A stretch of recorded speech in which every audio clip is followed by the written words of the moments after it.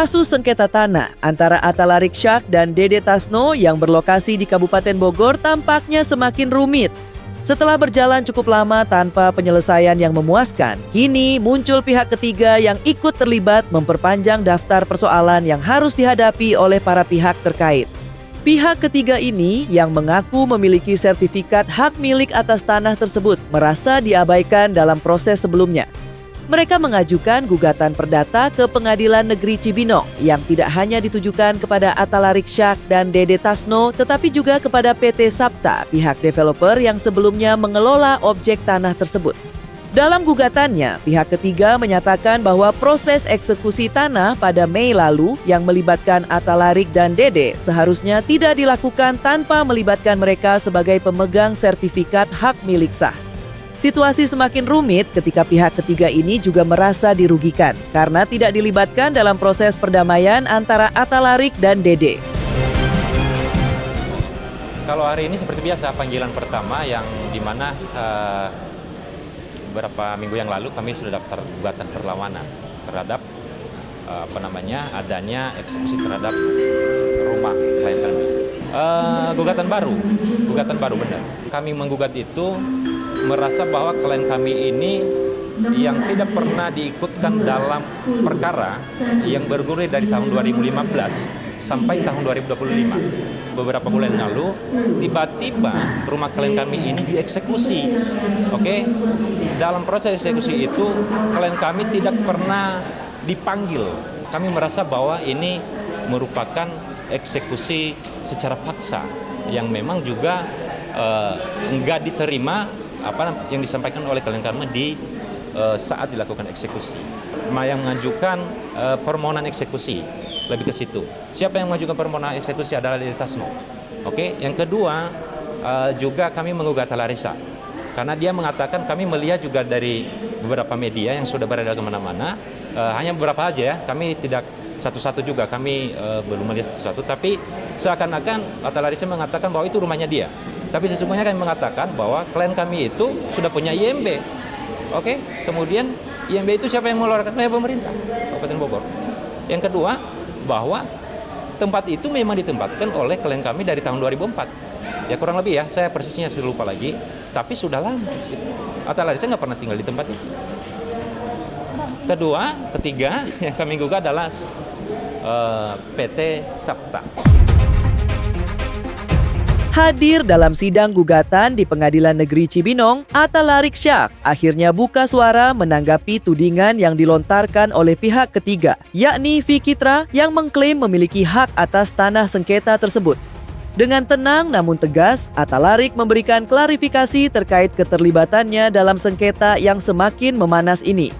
Lantas, seperti apa tanggapan Atalarik setelah ia digugat Fikitra di Pengadilan Negeri Cibinong? Ya, ini sebagai tekad baik saya sebagai pihak terlawan dari penggugat, ada pihak ketiga yang merasa objeknya dirugikan seperti itu karena memang ya itulah maksudnya mungkin ada plotting yang miss ya hingga ada yang merasa dirugikan dan ya itu aja mengenai panggilan itu saja dan informasi tadi tertunda ya sidang hari ini tertunda ya. Tertunda. Sidang selanjutnya tanggal 10. Ya, saya menghormati saja kalau memang merasa ada haknya ya saya rasa ya silakan aja. Karena kasus itu gugatan itu datang atas nama saya dan dari awal dari tahun 2015 pengadilan dari kuasa hukum saya sebagai tergugat menjelaskan bahwa penggugat tidak tahu titik-titiknya bahwa saya bukan tinggal di situ. Saya pernah numpang tinggal di situ, iya. Pernah menumpang tinggal di situ, iya. Terkait masalah perlawanan, yang jelas kalau mereka memiliki hak, wajib mereka mempertahankan haknya. Nah ini makanya tolak ukur kita nih buat sebagai pelawan seperti apa. Itu nggak bisa dipungkiri. Iya, itu rumah yang pertama berdiri di sana, makanya saya jadi tetangga abang saya sendiri. Saya pernah menumpang di rumah itu. Meskipun sidang perdana kasus gugatan tanah ditunda hingga 10 Juli 2025, pikiran Atalarik Syak tampaknya dipenuhi pertanyaan besar. Salah satu hal yang paling mengganjal baginya adalah fakta bahwa Dede Tasno, pihak yang menggugat dirinya sejak tahun 2015, telah meninggal dunia. Talarik mengungkapkan kebingungannya terkait proses hukum yang terus berjalan atas nama Dede Tasno. Di sisi lain, Atalarik juga menyoroti gugatan baru yang dilayangkan oleh pihak ketiga. Meskipun pihak ini mengklaim memiliki sertifikat hak milik atas tanah sengketa, Atalarik berharap agar penyelesaian dapat dilakukan secara kekeluargaan. Terlawan 1 DT yang dulu sebagai penggugat pada gugatan 2015 sudah meninggal. Nah, ini juga menjadi pertanyaan kami pada saat eksekusi tanggal 15 Mei itu siapa yang melakukan permohonan eksekusi? Sampai saat ini nggak pernah bertemu gitu. Ada info tadi, Bang Arik, ada siapa yang datang ke rumah tadi? Nah, kenapa? Tadi saya hampir saya terganggu untuk etikat baik saya untuk datang ke sidang ini karena mendadak tadi di rumah ada yang datang di rumah yang mengaku sebutnya namanya kuasa hukum dari DT, mengaku kuasa hukum dari DT.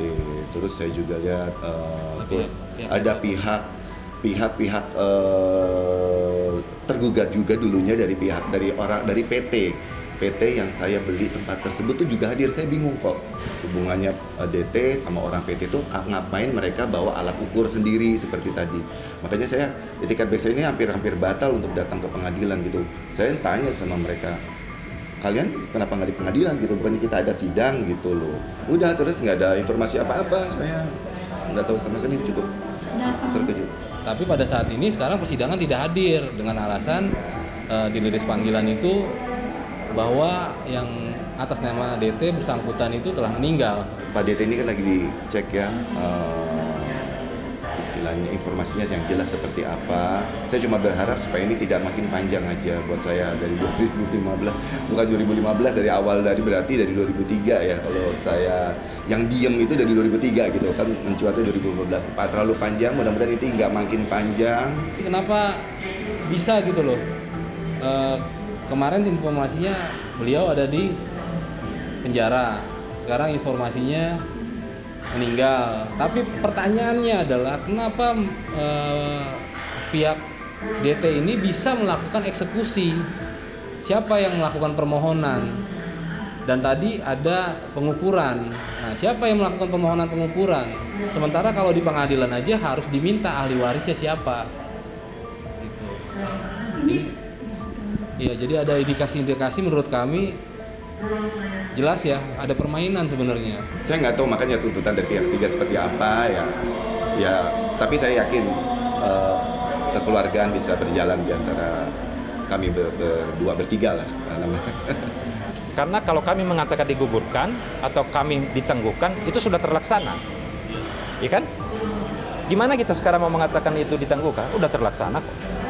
Tapi kami mau pihak pengadilan, nanti hakim yang akan memeriksa perkara ini memberikan putusan bahwa objek klien kami itu tidak mengikat terhadap penetapan itu. Kenapa? Alasannya kami sudah sampaikan dalam gugatan.